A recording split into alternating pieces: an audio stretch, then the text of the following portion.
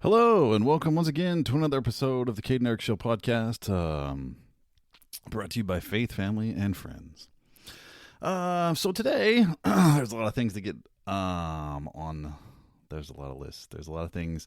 So when doing this show, there's just so much material. I feel like, and I've talked, I got a little Brooklyn accent or something going on there, but I've talked with a bunch of my friends, and it just seems like we are constantly being attacked on every side. I mean, does anybody else feel that way? That it's just everywhere and all the time, and so yes, there's just tons of stories. If there's stuff I don't get to, I apologize, but I do my best. So anyway, welcome to the show. Here we go.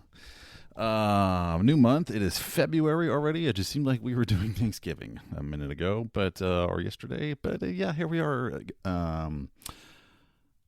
February 1st. My gosh. Anyway, so welcome to the show.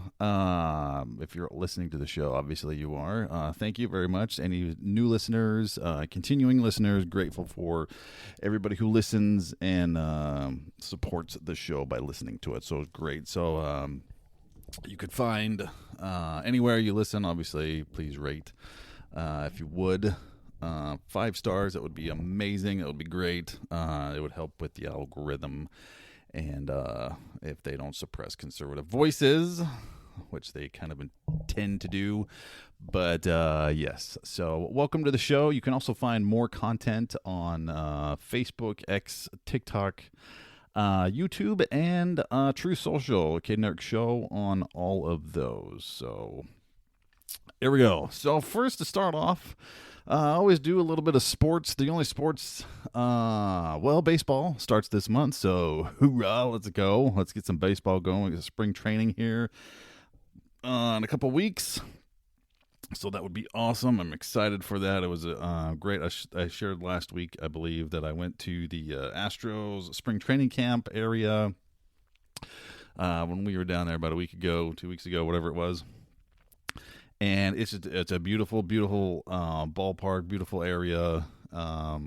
It's just amazing. So I was really excited about the fact that baseball is coming back here in a month. So here we go. But NFL news, the 49ers beat the Detroit Lions in epic fashion. I was very, very nervous at halftime when they were down 24-7. So yeah, it was a little stressful watching the game. But so they came back and they won, down 17 at halftime, and ended up winning 34-31. So it was freaking amazing. I loved it. It was fun to see Joe Montana there, obviously Jerry Rice and all, the guys that I grew up watching. So it's fun to see. And just to kind of, so they'll face the Kansas City Chiefs. Baltimore, you had one job. Baltimore, was to beat the Kansas City Chiefs, so we don't have to listen to Taylor Swift and be to have the not the Super Bowl, but the Taylor Bowl. But and it's not, a lot of people give her crap about this, and it's not.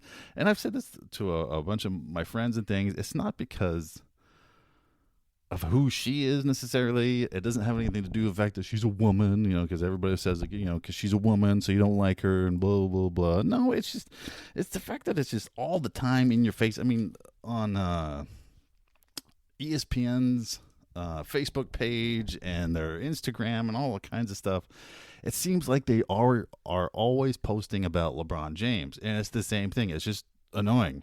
Even when it's not basketball season, it's always about LeBron James. It seems like another post. So it's just, that's the deal, I think, with this Taylor Swift stuff. It's just obnoxious. I don't, whatever. I don't understand the whole phenomenon, but yeah, that's just my opinion on it. So yeah, so the 49ers will face the Chiefs next, not a few days, but in a week, a little over a week right now, in Las Vegas in the Super Bowl. And I am excited about it. I'm excited to cheer on this 49er team, because I think that the reason I got back into the NFL, and I've said this in other episodes, is that I went on probably, 6 or 7 years where I didn't watch any NFL games because of the whole kneeling for the national anthem, and the whole idea that they feel oppressed, or that they are not whatever it was that Colin Kaepernick, and I hate that he was a freaking 49er. Oh, that just is very irritating that he was a 49er. But the guys that are here now, I started watching Quarterbacks on that Netflix show, and I really liked Kirk Cousins because he's just a humble guy, just a regular guy. He's like, he's not out there trying to be flashy and glamorous, and he's just a normal guy. I think he said his wife picks out his outfits that he wears, and he just goes and plays football. It was fun to watch Patrick Mahomes stuff. That was interesting, because my stepson goes to Texas Tech, so that was pretty cool. But one of the things, and I really love Brock Purdy. I didn't know who he was when he was in college in Iowa State, but the fact that they have him now, and he's a great quarterback. He's a humble guy. He's not out there, it's all me kind of thing. And it was very interesting to watch. I bet it just killed the networks though to play his post game little conference there when they were on the field. And so I wanted to play a little bit of that. This is right after they won the game, and so they've got the stage out there and all that kind of stuff. And Michael Strahan is about to interview him. Hold on, it's playing prematurely, so hold on a minute. But yeah, I want you to listen to the first thing that he thanks when he is asked to come up and do an interview here, or not an interview, but a celebration. Just take a listen to what he has to say. This might catch a little bit of Kyle Shanahan, but just hang on. Done today. It was hard at the beginning, but the character we have on our team, the type of guys we have, we can't wait to get to Vegas, man. You can't wait to get to Vegas. You deserve it. Congratulations, Coach. Brock Purdy, everybody. Brock, come on in here, man. Congratulations, young man. They were yelling, Purdy, Purdy. They love you, as they should. You just led one of the biggest comebacks in NFC Championship game history. What was the key to the amazing comeback? Man, first of all, glory to God. He's given us this opportunity, man, and for us, it's a team sport. We knew we had a half left. Defense did their job. Boys on offense took care of business. Coach called a great game, and we had the faithful behind us the whole way, so we love you guys. Well, Coach called a great game. You played a great game. Congratulations on your way to the Super Bowl, young man. Your second year in the league. Christian McCaffrey, everybody. Come on over here, Christian. Michael Strahan. So, did you catch that? The first thing as we all should, the first thing he thinks was all the glory to God. All the glory. That's where all the glory should go. And that's what he said. I mean, he's just a great, great guy. Also, Christian McCaffrey also puts scriptures on his Instagram and things. So I think these guys are I think they're great guys. And George Kittle's always funny. And then I love Fred Warner, him being a former BYU player. So, of course, you got to root for Fred Warner. But so the Super Bowl will feature the 49ers and the Chiefs. So go Niners. And it's fun to be in Dallas wearing Niners stuff. I'm not going to lie. It's fun to wear 49ers, and then also being a Packers fan, it's fun to wear Packers stuff around here. So it's just great. It's great. An interesting thing that I was thinking of today is so the Lions, congrats to them for finally winning not one, but two playoff games in over 30 years. But an interesting thing that I was thinking about is the Dallas Cowboys since the Houston Texans have become a team in 2002, they have won 4 playoff games, the Dallas Cowboys have. And the Lions haven't won a single playoff game in 32 years or something like that. And they won two games this year, 2 playoff games, and that is half the amount that the Cowboys have won in about 20 years. It's just kind of sad and pathetic. Feel bad. I really do. I feel really bad for the Cowboys and their fans because they are faithful to their team. It is it's impressive. Every year, I always see cowboy stuff all over the place. Walking around, there's tons and tons of people that have cowboy stuff, and it's just kind of sad that they've I don't know if they're cursed or whatever it is, but they just can't seem to pull things together in the playoffs. But anyway, enough about that and sports and things. So should we get into some fun other things that are maddening and frustrating? But the first thing I would like to get into is this administration is so lovely and amazing, isn't it? They're just wonderful, amazing people. But one thing I would like to get into here, since I lived there, is let's talk about Ilhan Omar and her little speech that she gave to a bunch of Somalians. And, because she lives in, she's from Minneapolis. That's who she represents, supposedly. Being Americans, I don't think that's the case anymore. But she gave a little speech where it was interesting to hear what... I mean, it's. I'm not going to play I put it on my socials, so you can go check out the video. It's just her speaking Somalian and to a bunch of other Somalians that are there. You just see her. And the thing that she says is... she says, many Somalians have personally called me to encourage me to speak to the U.S. government and help Somalia. Okay. They wanted to know what the U.S. government could do for Somalia to ensure the MOU never turns into a full bilateral agreement. My answer to Somalians was that the U.S. government will do what Somalians in the U.S. tell them to do. Okay, wait, I thought you were here as a representative of the United States. Apparently that's not the case. Okay. She goes on, they will do what we want and nothing else. They must follow our orders, and that is how we will safeguard the interests of... Can you guess what she's going to say? It doesn't start with a U. Safeguard the interest of Somalia. Yeah, that's right. She's interested about Somalia, where she came from. And in this speech, you'll be quite surprised. I don't know if you'll be surprised. It's really not surprising anymore what these people do. But her whole thing is Somalia first, and then America is just goes on. So she goes on to say, we Somalians must have the confidence in ourselves that we call the shots in the U.S. Oh, my gosh. We live in the U.S., pay taxes in the U.S., and have a real voice. The U.S. is a country where one of your daughters, myself, is in Congress to represent your interests.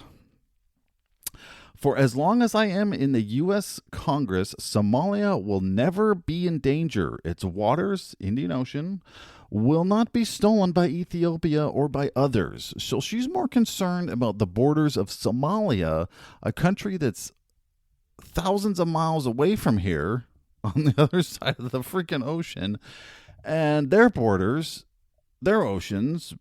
She's more concerned about them than the country that she supposedly represents in Congress. And then it just gets more and more amazing, her speech here. The U.S. would not dare to support anyone against Somalia to steal our land or oceans. I don't know anybody who's trying to steal oceans. I've never heard of anybody trying to steal an ocean. That's kind of a difficult thing to do, I would think. Because they're kind of big and large. I don't know how you're going to put it in your pocket. But anyway, so she goes on. Sleep in comfort, knowing I am here to protect the interests of Somalia from inside the U.S. system. Okay. The woman myself you sent to Congress is working day and night to protect your interests. She knows your plight and that of Somalia. I am as concerned about Somalia as you guys are. Okay. Together, we will protect the interests, here she goes again, of Somalia. Yeah.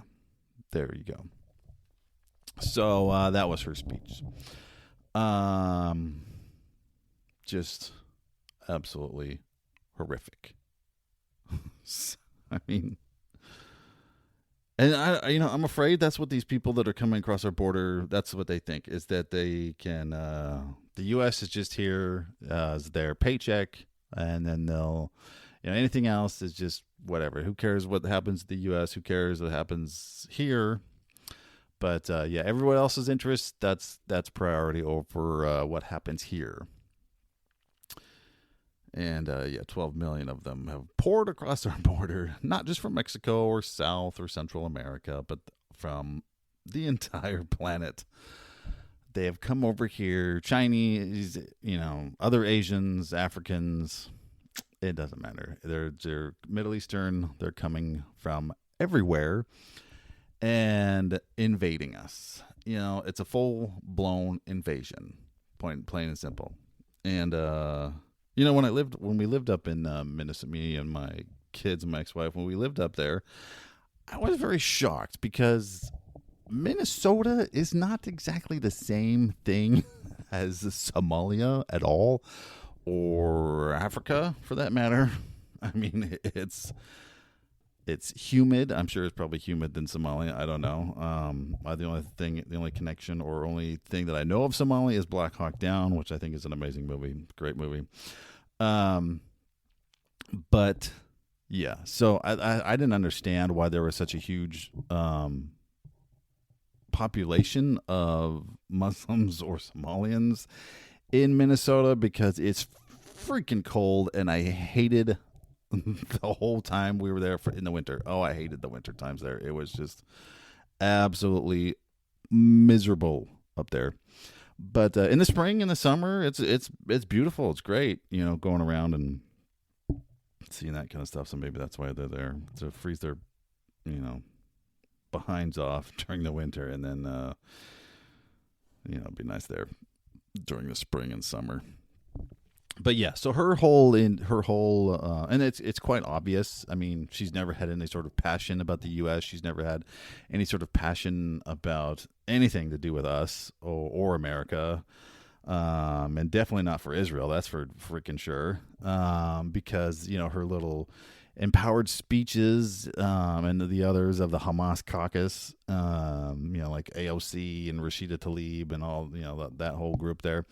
They've had great passion for other places around the world that's not the United States, the country they supposedly represent. And, there's the thing where during the Obama administration, they were shipping illegals all over the place. So maybe that's who she represents, because that's who lives up there, is Somalis and other things, because, they just decided, hey, we're going to put a whole bunch of Somalians and a whole bunch of whatever in these different parts of the country, and it just happened that they picked Minnesota apparently for Somalians. So maybe that's that's who she represents, supposedly, is the people of Somalia, but not the people of the U.S. So that's just great. She's amazing. She's the same. She's the same congresswoman that said about 9/11 that some people did something. Just try to hey, it was just no big deal. Some people did something up there. So she's just wonderful and amazing. She should be removed from office or censured, but I saw, that's kind of my first gut reaction. She needs to be gone. But I did see an interview of our representative, Chip Roy, and then another Massey. Massey's not from Texas, but where they were like, it would probably set a dangerous precedent to start removing people from Congress like that, because you can guarantee the Democrats and the liberals would do it just as soon as they could to conservatives and Republicans if they started doing that. But to censor her, absolutely. She's been taken off her committees and things. I think she just needs, if she loves Somalia so much, then go back there, Go back to your Mogadishu and your beaches and just sand and live over there. Why don't you? If you don't like it here so much, why? I mean, that's the thing, is I don't understand if you just despise the United States so much. Why do you live here? Why do people live here if they hate it so much? I hate the cold, so I don't live in the cold. Like the week or so that we get some ice and snow down here, here in DFW, it seems like the last few years for sure is that we've gotten ice and snow. I hate it, but I know in like a week or a few days, that'll all be gone. It'll be nice. It's in the 70s now, so it's beautiful and it's great and I love it. It's February 1st, and it is 70 degrees. I absolutely love it. But I don't live in the cold because I hate it. Why do people live here in the United States if they hate the United States?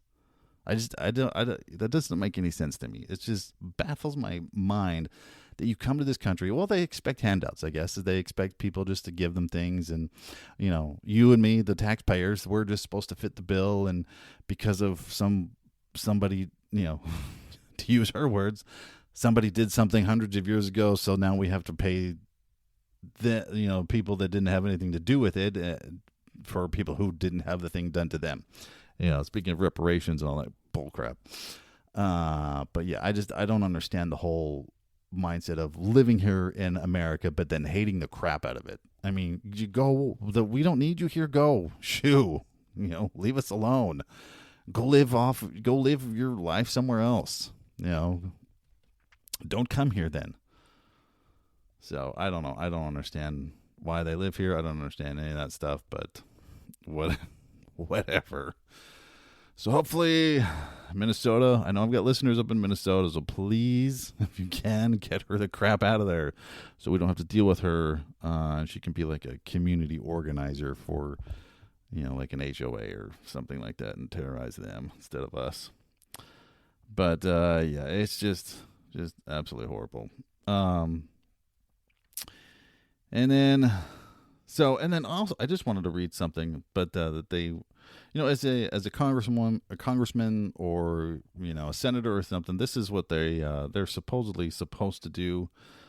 This is their oath or pledge. They say is that I do solemnly swear or affirm that I will support and defend the Constitution of the United States, not Somalia, not the Constitution of Somalia, or insert whatever country. Against all enemies, foreign and domestic, that I will bear true faith and allegiance to the same, that I will take this obligation freely without any mental reservation or purpose or evasion, and that I will well and faithfully discharge the duties of the office on which I am about to enter, so help me God. That's their oath and pledge that they take as they become members of Congress. The United States says it right there in black and white. United States, Constitution of the United States. But there she is, a representative in that Congress that represents Somalia and not us, not the U.S. So, yeah, just absolutely horrible. And then because she was born there, she's from there, and all those that take the oath and pledge to become citizens, it's something similar, right? The oath of allegiance this is something that they say as well. I hereby declare on oath that I absolutely and entirely renounce and abjure all allegiance and fidelity to any foreign prince, potentate, state, or sovereignty, of whom or which I have heretofore been a subject or citizen. So, I mean, sure, have proud of your ancestry, have proud of where you're from. My family, my ancestors come from Poland. They come from Germany. They kind of come from all over Europe, to be honest. But mostly those two places, Germany, Poland, a little French, a little English, teeny bit of Irish kind of thing. But I'm not out there champion Poland, although they're doing a great job, I think, for their borders. They're trying to secure their borders and not let anybody just pour into their borders. Poland, and then I don't sit there and cheer on Germany or anything in any sporting event or what they do. So I don't know. I don't understand the whole thing. And then further along in the oath of allegiance, it says that I will support and defend the Constitution and the laws of the United States of America against all enemies, foreign and domestic. There's kind of a theme there. That I will bear true faith and of allegiance to the same, that I will bear on behalf of the United States when required by the law, that I will perform non-combatant service in the armed forces of the United States when required by law. I just don't understand. It just doesn't make any sense to me. If it makes sense to you, please let me know. Message me somewhere and explain why somebody would live here in the U.S. if they absolutely hated it, like our current administration, actually. On that, I mean, these people are the most incompetent piles of dog crap I've ever seen or heard. I mean, with this, I've been listening to talk radio and things for a long time now, for many, many years. And I don't remember ever really knowing any, maybe because I'm paying it, I don't know, but I paid attention then too. But I don't remember knowing the cabinet members of any particular Bush administration. That was the first one that I voted in, was George W. I don't remember any of his cabinet members, really. Barack Obama, no. I mean, obviously Hillary, because of her awfulness and evilness and nastiness. Obviously she was Secretary of State. I mean, Trump's people, I don't know any of them. These people here, every single one of them, from the Homeland Security Secretary to just the Secretary of State to every single one, the press secretary, all of them are just awful people. Their whole goal is the destruction of this nation, and it's going pretty well for them. I think it's going pretty well for them. It's tough. It's real tough. And so let's see. So, they were hoping for another term. Oh, can you imagine? Please get this word out. Please get the word out. And we have to make sure that this incompetent administration is just a one hit wonder.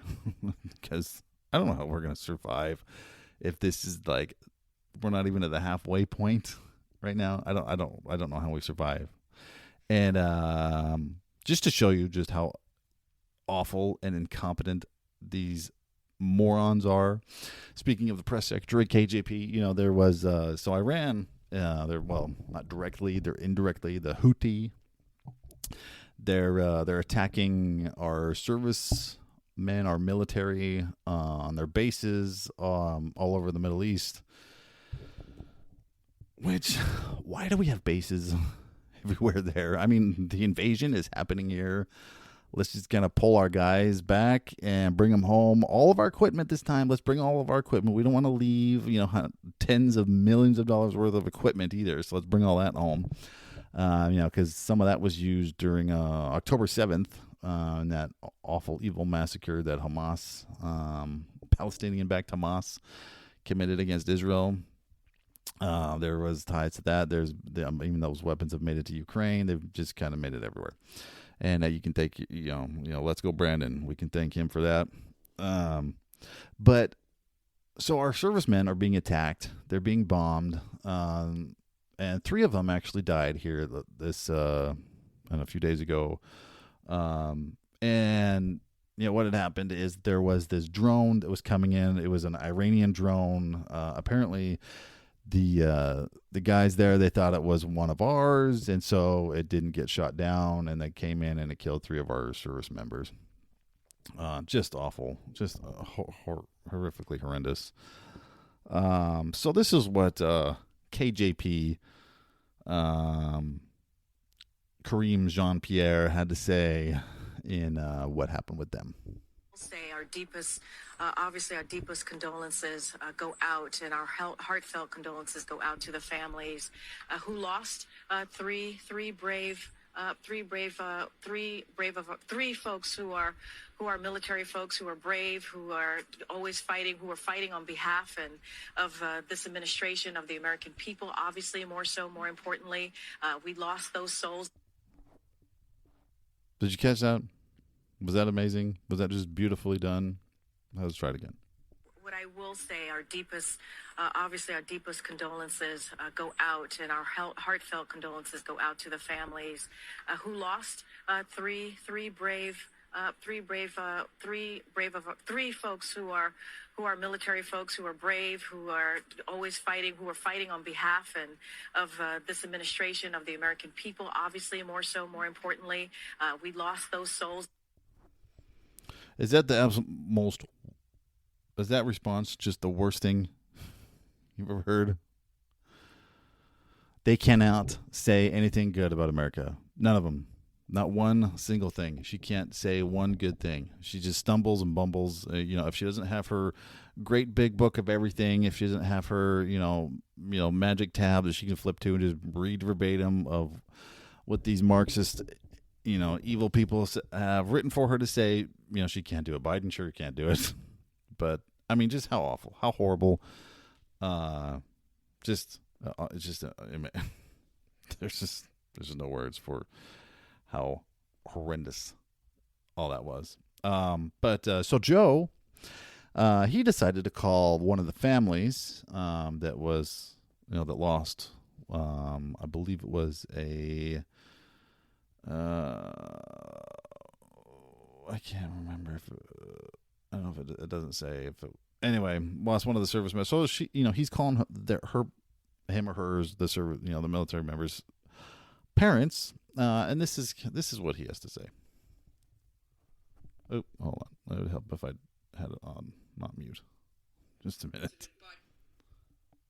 Calling Oneida and Sean Sanders, whose 24-year-old daughter Kennedy was killed in the attack.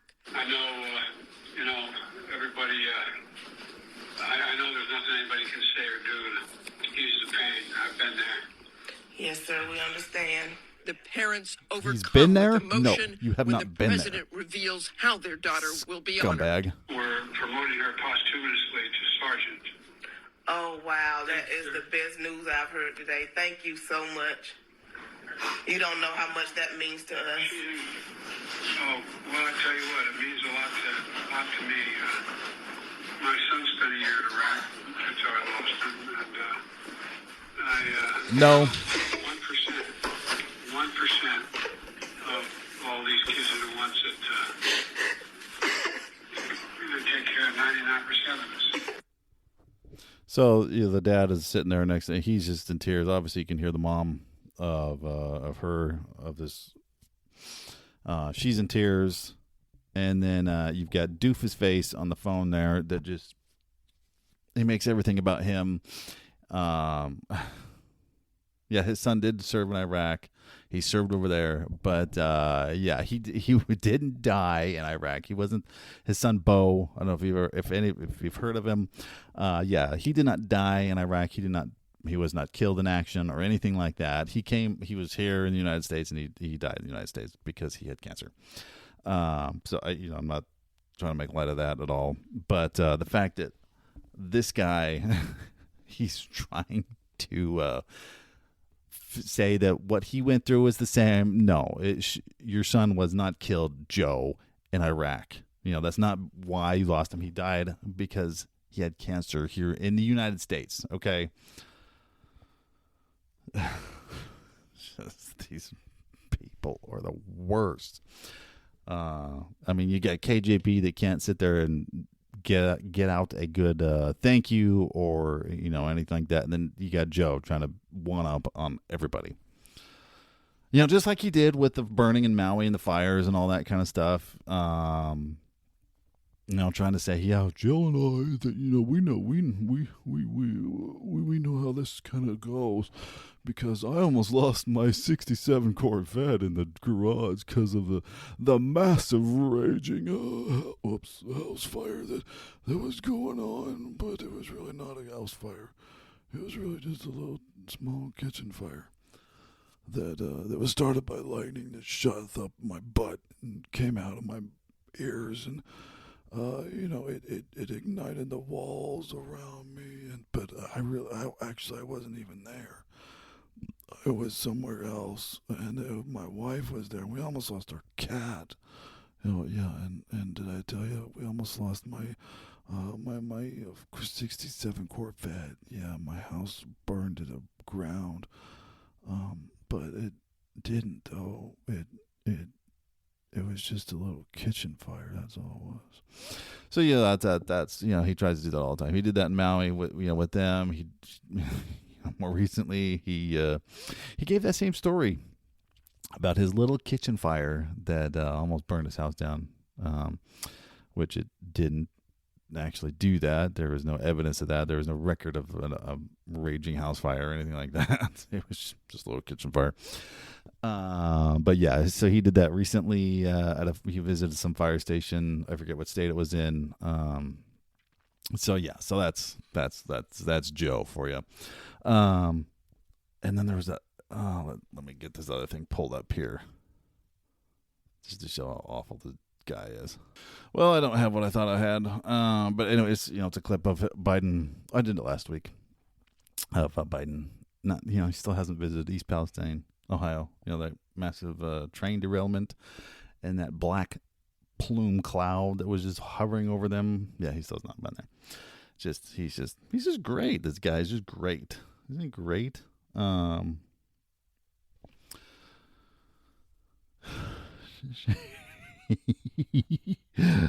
of drives you insane a little bit, doesn't it? Just to listen to this. But they'll tell you, well, with the border, he'll tell you it's fine. You got people saying that the border's fine, right? But it's really not.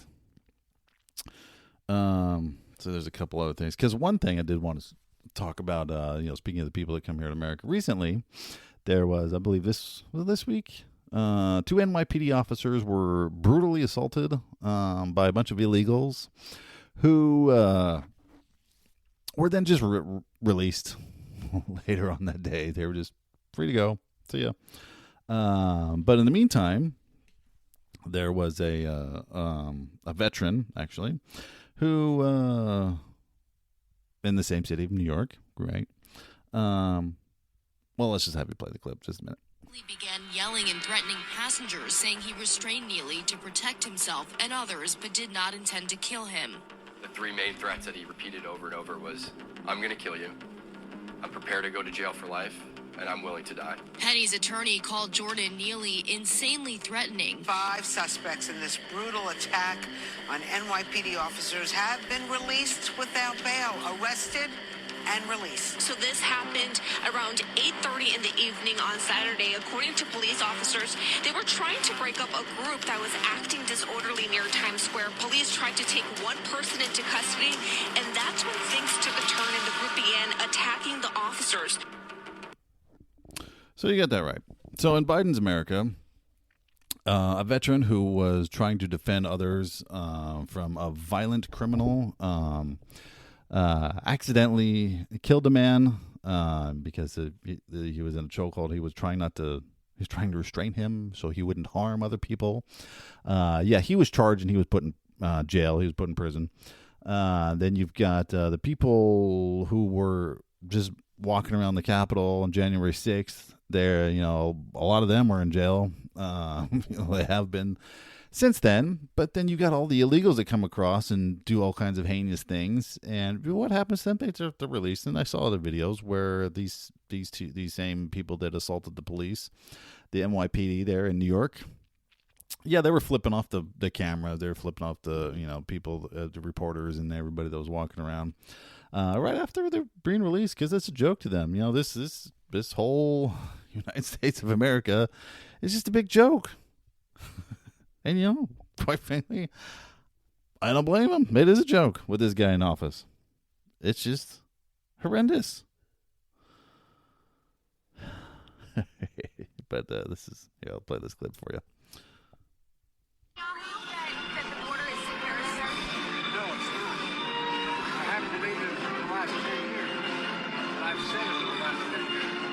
We have a secure border.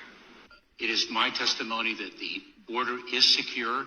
The president has done more to secure the border and to deal with this issue of immigration than anybody else. Look, the border is not open. It would be wrong to think that the border is open. It is not open. Just standing there like a doofus. Yeah, so, you know, the border is secure, apparently. 12 million people that have poured across our borders. 302,000 I guess it's not January anymore. In December alone. Yeah, that's who we've got here as our president. But that's also what he had to say.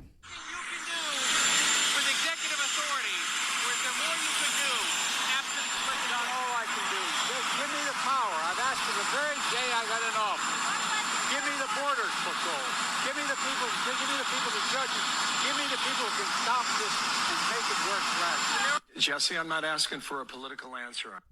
So this is a former cartel member who calls Biden's BS. He's being interviewed by Fox. That little clip, I don't understand why these reporters decide to try to interview the president when a engine is running for a Marine One. I don't understand that. Can't you? Isn't there a room that you can do this in with him, and so we don't have to listen to the freaking engine every time? I don't understand that either. But this is what a former cartel member says about the border issue. So I just want you to help us understand if that makes sense to you. Not at all. Nothing's been done.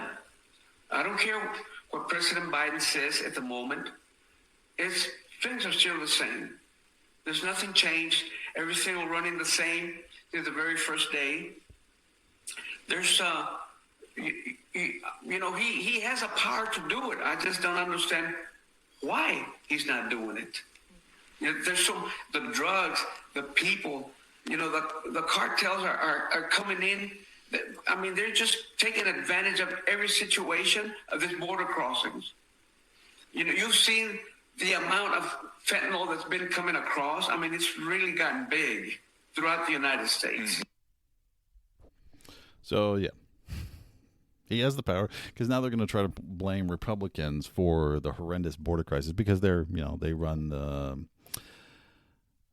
Congress, not the Senate, obviously, but they run the House of Representatives. So they're going to blame Republicans. You know, he's going to say, "Oh, Republicans, they're not giving me the right resources to do the border," even though the whole border has been, freaking messed up since day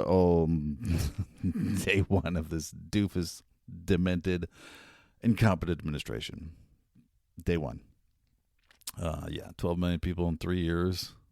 My gosh. It's so dang frustrating. But they want to be elected again. But the good news is that the new poll, President Trump leads crooked Joe Biden in every swing state. So North Carolina, he's up by 10 points. Nevada, he's up by 8 points. Georgia, hopefully Georgia. Come on, Georgia. Pull your head out. He's up by 8 points. Wisconsin, he's up by 5. Arizona, he's up by 3 points. And Pennsylvania, he is up by 3. So that is from the Morning Consult. So please, for everything that's good and holy, and for the love of Pete, can we get this doofus face out of office? I have a nice little clip here from Dwight Eisenhower on Democrats. So let's just kind of end with him. Oh, I did it again. Got to unmute. Democrats have made mistakes, but aren't their intentions good? Well, if the driver of your school bus runs into a truck, hits a lamppost, drives into a ditch, you don't say his intentions are good. You get a new bus driver. Right. There you go. Except for this guy, he lit the bus on fire and locked the doors, and we're all stuck inside as this flaming bus is driving down the cliff. Yeah, but their intentions were good, right? Yeah, their intentions were good. That's what we'll hear. That's what they'll say is that their intentions were good. This is just a little thing of the political side of things. I mean, you've got the whole schools, they're indoctrinating our kids. You've got it's a lot. There's a lot. Hence why I started this podcast, because there is a lot. And there needs to be more voices out there speaking the truth. Just more voices out there of rhyme and reason and some common sense. Let's just go by the Constitution. America first. Close the borders, and just ship the people out that we don't want to have, that aren't going to bring anything to us. I mean, if you want to come here legally, sure, go ahead. You know, my ancestors came here legally, and but if you don't want to be here, if you hate this country, then go. I don't understand that. Just see ya, I guess. Bye. Nice to know you, but when's moving day? I'll come help you back. I'll come help move your crap into the truck or plane or however you want to get the heck out of here. But yeah, we'll do that later. But hopefully you've enjoyed the show. We'll talk with you again next week, and hopefully we'll have some better news. The Pro Bowl is, or it's not really the Pro Bowl anymore, is it? Is this Sunday for any sports stuff. Yeah. So hopefully you have a great week. Hopefully you stay warm wherever you are. If you're south like I am down here, it's beautiful. It's great. But pray for the country. We have to turn our hearts and souls back to God.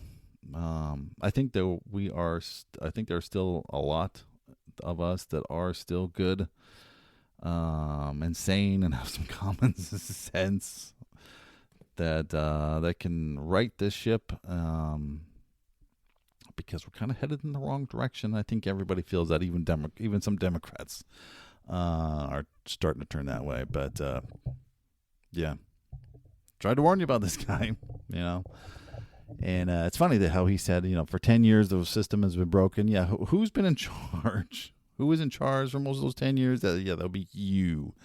Trump was only in there for 4. You've got 3 plus the Obama years. Yeah, you've got 6 years. He has 4. And the border was great under Trump, but you kind of effed it up a little bit there. There, Joe. Good morning, Joe. But yeah. So anyway, hopefully you have a great week. And come check it out again. You can check out my other content with Facebook, X, TikTok, YouTube, and Truth Social, Kate and Eric Show. Please rate, subscribe, and follow all that fun stuff, so we can get the word out there for more people. But hopefully you have a great week, and I will talk with you later. Bye-bye.